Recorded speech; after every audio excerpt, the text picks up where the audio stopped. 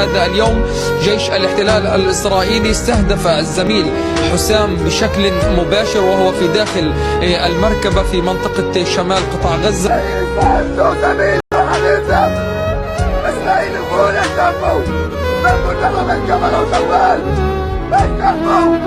بالأخص أخبار الاحتلال استهدفت وقتلت 141 صحفيا حتى هذه اللحظة.